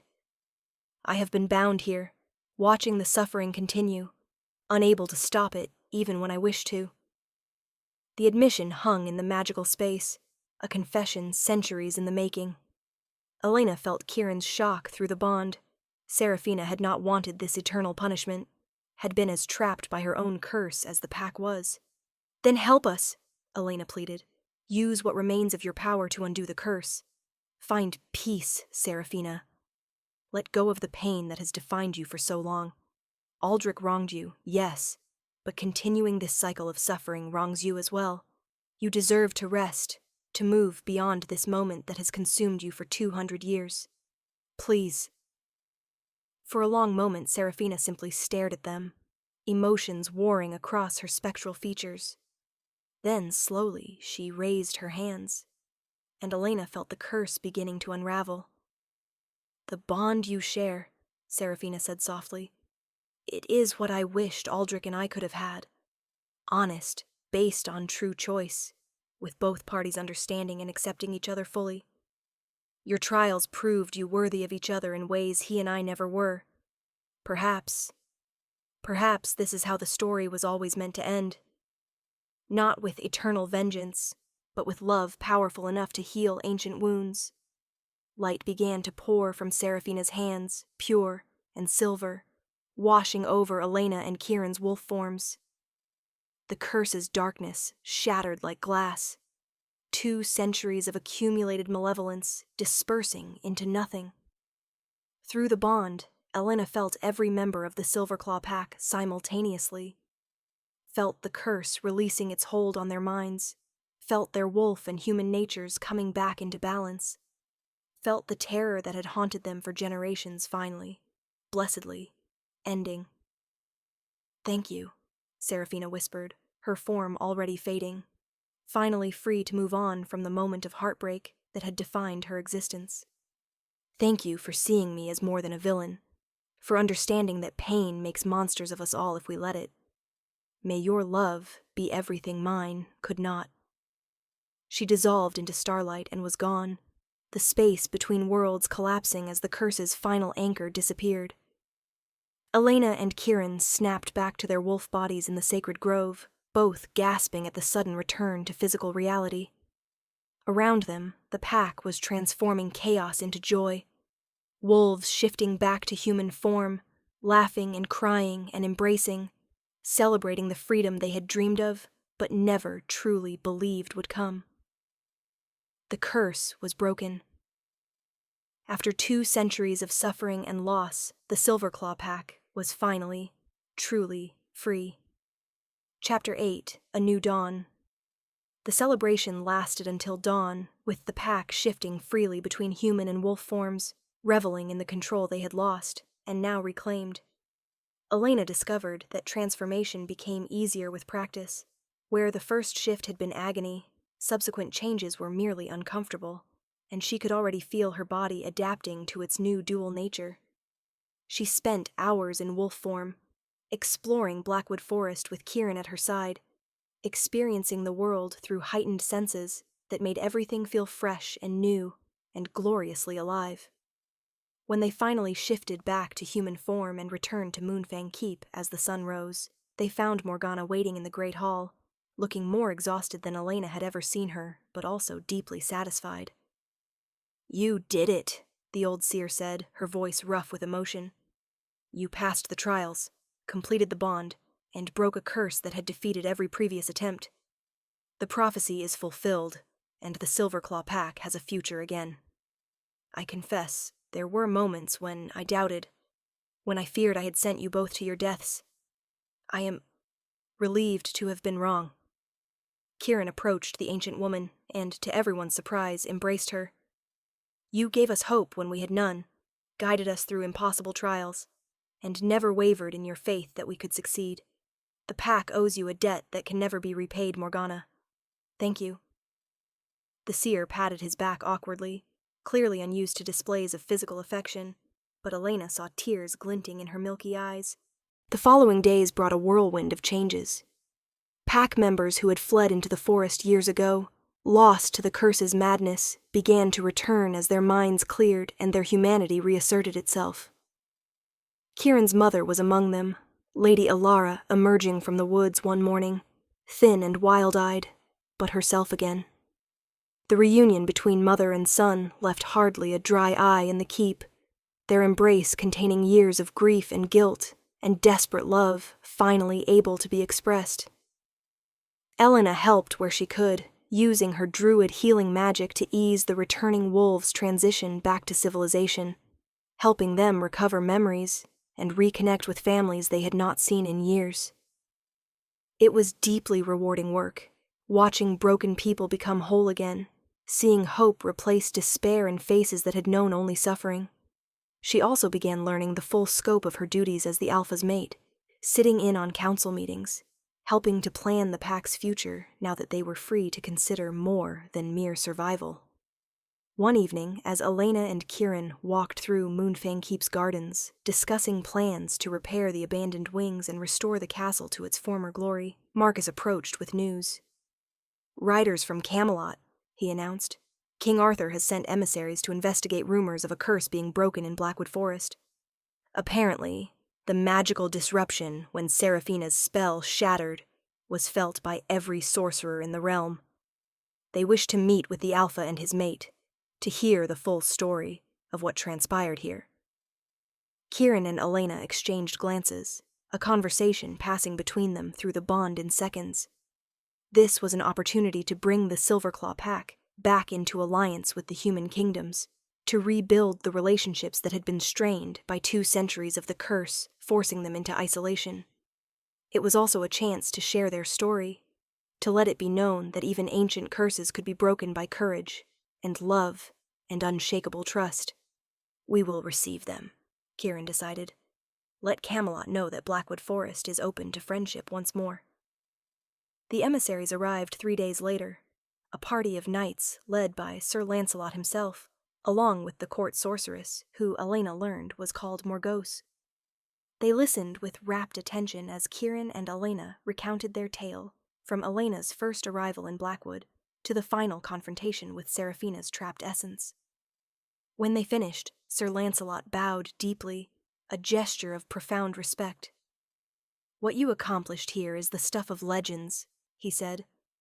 "King Arthur will wish to honor you both, perhaps with a seat on his council of supernatural advisors. The realm needs voices like yours, those who understand that strength comes not from domination, but from partnership, that even the darkest curses can be broken when people work together in good faith. Will you consider an alliance with Camelot?" Kieran looked to Elena before answering, a habit he had developed since completing the mate bond. They made decisions together now, equal partners in all things.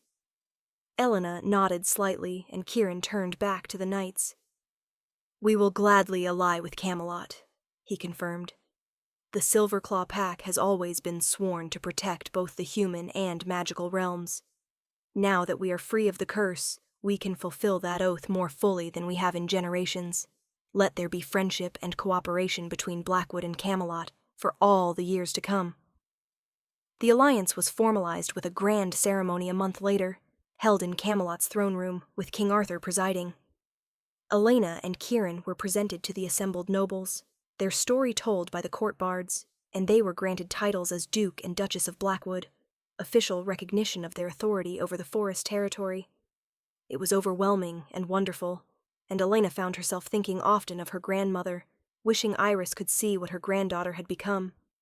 But the true joy was in quieter moments, walking through Blackwood Forest with Kieran in wolf form, feeling the pack bond that now connected her to every member of the Silverclaw family, watching Moonfang Keep slowly being restored as pack members returned and new wolves asked to join their ranks. The prophecy had been about more than breaking a curse. It had been about restoring hope, proving that love and trust could overcome even the darkest magic. 6 months after the curse broke, Elena discovered she was pregnant. The news sent waves of celebration through the pack, the first child to be born to the Alpha's line in decades, a symbol of the bright future they now faced. Kieran was simultaneously thrilled and terrified, his protective instincts going into overdrive. What if something goes wrong? He worried, pacing their chambers while Elena watched with fond amusement. What if the pregnancy is complicated because you are newly transformed? What if I am not ready to be a father? Elena caught him mid-pace, pulling him close and placing his hand on her still flat stomach. Then we will face those challenges together, as we have faced everything else. You are not alone in this, Kieran. We have a whole pack to help us, experienced parents who can guide us, and magic to assist if needed. Our child will be loved and protected and raised to know that they come from a legacy of courage and sacrifice and triumph over darkness. They will be fine. We will be fine. Kieran relaxed into her embrace, the bond humming contentedly between them. I love you, he said simply. You transformed my life in ways I never imagined possible, gave me hope when I thought all was lost, taught me that vulnerability is not weakness, showed me that love truly can conquer all. I do not know what I did to deserve you, but I thank fate every day for bringing you to Blackwood Forest. Elena tilted her face up to kiss him, pouring all her love through the bond and the contact. We deserved each other, she corrected. 2 broken people who found wholeness together, 2 souls separated by generations finally reunited. This was always meant to be, Kieran. Everything we endured, every trial we passed, it all led here. To this moment, this life, this future we are building together, and I would not change a single moment of it. Chapter 9. Legacy of Love. 5 years after the curse broke, Moonfang Keep stood restored to its former glory and beyond. The silver spires gleamed in the sunlight, the courtyards bloomed with carefully tended gardens, and the great hall rang with laughter and music as the pack gathered for the autumn equinox celebration. What had once been a dying pack of barely 30 souls had grown to over 100, with wolves coming from distant lands to join a pack known throughout the realm for its strength, honor, and the legendary love story of its alpha and his mate. Elena stood on the battlements, watching the festivities below while absently touching the pendant she now wore, Lady Elara's wolf head necklace, gifted to her by Kieran's mother, as thanks for returning her from the curse's madness. At her feet, 2 small children played. Her daughter Lyra, 4 years old with her father's dark hair and amber eyes, and her son Rowan, barely 2 with Elena's storm-gray eyes, and an already evident affinity for magic. Both were perfect combinations of wolf and druid heritage, their dual natures balanced in ways that would have been impossible under the curse. Watching our legacy at play? Kieran's voice came from behind her, and Elena leaned back into his embrace as he wrapped his arms around her waist. Thinking about how far we have come, she corrected. 5 years ago, I was a lonely woman in an empty manor, reading my grandmother's journals and thinking they were fantasies. Now I am a wife, a mother, a member of a pack I love fiercely, and a duchess with responsibilities that span both the human and magical realms. It is almost too much to believe. Kieran nuzzled her neck, a gesture that still sent shivers through her even after years of marriage. I remember seeing you at the forest edge that first night, he murmured. Seeing you and feeling the mate bond snap into place, thinking I had to send you away to protect you from the curse. Thank the gods you were too stubborn to leave, too brave to let fear dictate your choices. You saved us all, Elena. Saved me most of all. She turned in his arms to face him, cupping his face in her hands. We saved each other, she insisted. That is what the trials taught us, what Seraphina's curse ultimately proved. Love is not about one person rescuing another. It is about two people choosing each other every day, supporting each other through challenges, trusting in the strength of their bond even when everything seems impossible. We are partners, equals, and our children will grow up understanding that is how mates should be. A commotion from below caught their attention. Lady Alara was arriving with a group of young wolves, newly joined pack members she had been mentoring. Kieran's mother had become one of the pack's most valuable teachers, using her experience with the curse to help others understand the importance of maintaining balance between their human and wolf natures. She looked up, saw Kieran and Elena watching, and waved enthusiastically, a gesture so full of life and joy that Elena felt tears prick her eyes. Every recovered pack member was a miracle, a life reclaimed from darkness. Mother wants to teach Lyra tracking tomorrow, Kieran mentioned. She thinks our daughter is old enough to learn the basics of hunting in wolf form. Are you comfortable with that? Elena considered watching their daughter tumble with her brother, already showing the quick reflexes and heightened awareness that marked her as a natural predator. Yes, she decided. Lyra needs to understand both sides of her heritage, and Alara is an excellent teacher. Besides, it will give me time to work on the new treaty with Camelot. King Arthur wants to expand our alliance to include magical education, sending young sorcerers to train with me in druid magic, while some of our pack youth learn at Camelot's court. The treaty was part of Elena's broader mission to strengthen connections between the supernatural and human worlds. She had become an unofficial ambassador, using her unique position to foster understanding and cooperation. It was demanding work, but deeply fulfilling, and she knew her grandmother would have approved. The Ashford duty to maintain balance had not ended with the curse's breaking. It had simply evolved into new forms, new challenges that required wisdom and compassion to navigate. That evening, after the children were asleep and the celebration had wound down to quiet conversations around the fire pits, Elena and Kieran walked to the sacred grove where their mate bond had been sealed. It had become a tradition for them, visiting this place on significant anniversaries, renewing their connection to each other and the magic that had saved them all.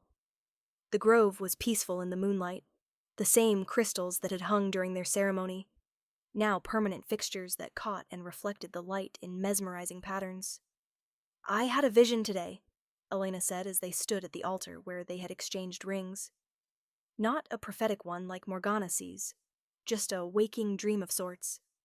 I saw us old, Kieran, with silver in our hair and grandchildren at our feet.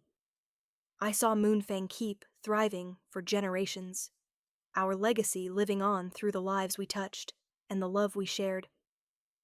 I saw the curse as nothing but a distant memory, a dark chapter that ultimately led to something beautiful. And I felt such profound gratitude for every trial we endured, every moment of fear and doubt, because it all brought us to that future. Kieran pulled her close, resting his forehead against hers in the gesture that had become uniquely theirs. When I was younger, before I met you, I could not imagine growing old, he confessed. Could not picture a future beyond the next full moon, the next battle against the curse's pull. You gave me the ability to dream again, to hope for tomorrows and next years, and a lifetime of moments strung together like pearls on a string. Every day with you is a gift I never expected to receive. They renewed their vows under the watching moon, no formal ceremony or witnesses needed, just two souls reaffirming their commitment to each other and the life they had built. When they finished, Elena felt the mate bond pulse with warmth and contentment, as strong as ever, perhaps stronger for being tested and proven through trials most people would never have to face. They had been forged in fire and come out tempered steel, unbreakable and eternal. As they walked back to Moonfang Keep hand in hand, Elena thought about the story they would leave behind. The human witch and the cursed werewolf who had fallen in love despite impossible odds, who had broken a 200-year curse through courage and sacrifice and unshakable trust in each other. Bards were already singing songs about them in taverns across the realm, and scholars had come to interview them for historical records. Their tale had become legend even while they still lived it. But for Elena, the most important part of their story was not the dramatic moments, not the trials or the curse-breaking or the alliances with kingdoms. It was the small, quiet moments that no bard would sing about. It was Kieran's laugh when Lyra did something clever, the way he still reached for Elena's hand whenever he was nervous, his patience teaching Rowan to shift for the first time. It was the life they had built together, mundane and magical all at once, ordinary and extraordinary in equal measure. "What are you thinking about?" Kieran asked as they reached the castle gates. Elena smiled up at him, this man who had become her entire world, who had shown her what love could be when it was given freely and completely. "I am thinking," she said, "that we are living proof that happy endings are real.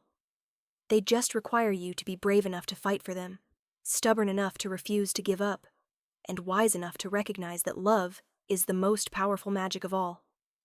Kieran kissed her, soft and sweet, and through the bond Elena felt his complete agreement, his deep contentment with the life they shared. They had been cursed mates once, bound by prophecy and desperation, but they had become something more. True partners, devoted parents, leaders who guided with wisdom and compassion, and above all, two people who had chosen each other every single day and would continue choosing each other for all the days to come. The moon hung full and bright over Blackwood Forest, silver light bathing the ancient trees, and somewhere in the darkness, wolves howled, not in mourning or madness, but in joy and celebration.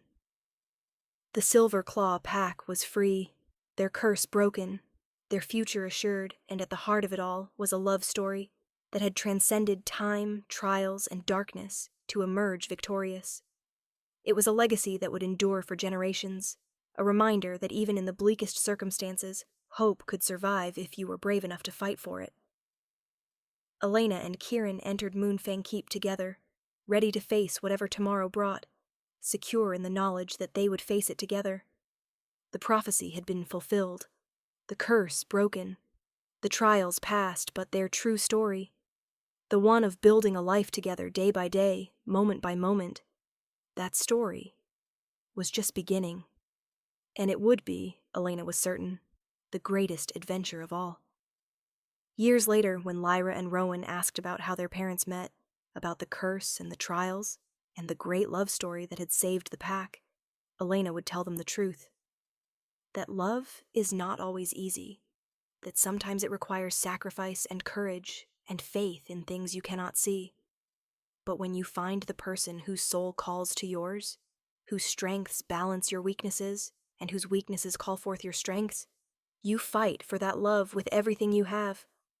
Because that kind of love, rare and precious and true, is worth any trial, any sacrifice, any challenge fate might throw at you. The moon continued its eternal journey across the sky, watching over Blackwood Forest and the wolves who called it home, bearing witness to a love story that had broken a curse and created a legacy that would echo through generations.